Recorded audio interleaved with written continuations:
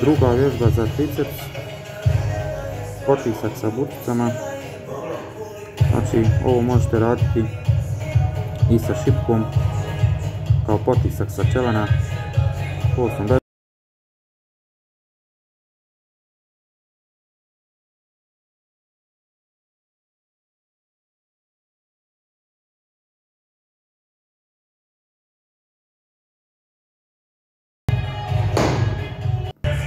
Prelazimo na treću vježbu.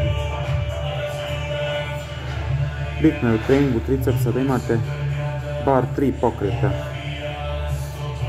Iza glave, na čelo i u slučaju da radite uski bench ili dijamant spekove, znači taj pokret ne smije izostati.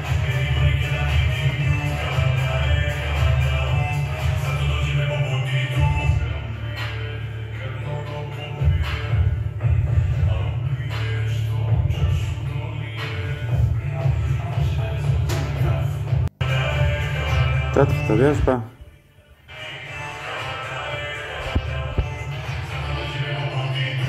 Ova vježba više služi kao izolaciona, znači morate manju bučicu uzeti, znači da osjetite tu tenziju i slobodno možete više ponavljanja u ovu vježbu.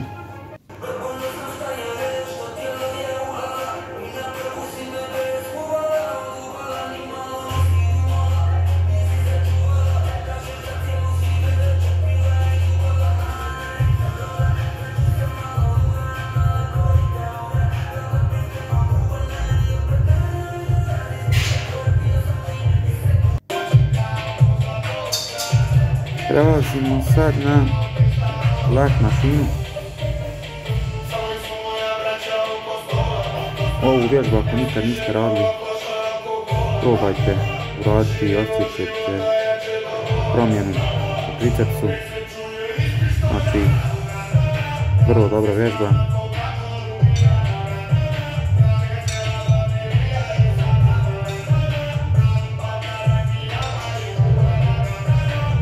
Nije potrebno neko veliko opterećenje.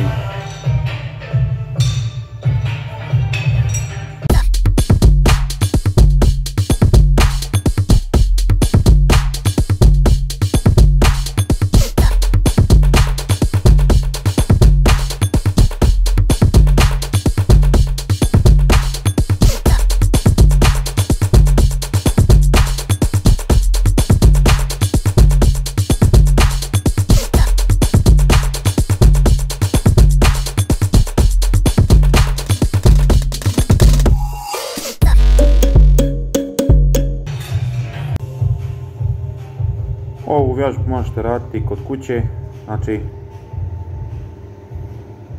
sa oba dvije ruke, ako ne možete sa jednom.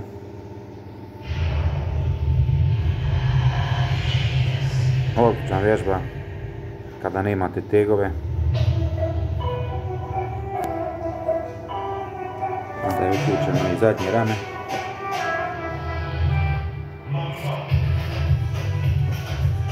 Ali triceps je pino.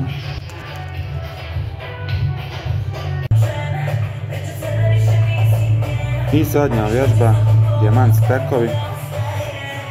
Znači morate izmoriti triceps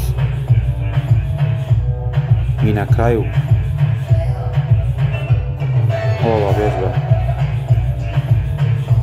do otkaza. Znači zapratite me na kanalu. Veliki pozdrav!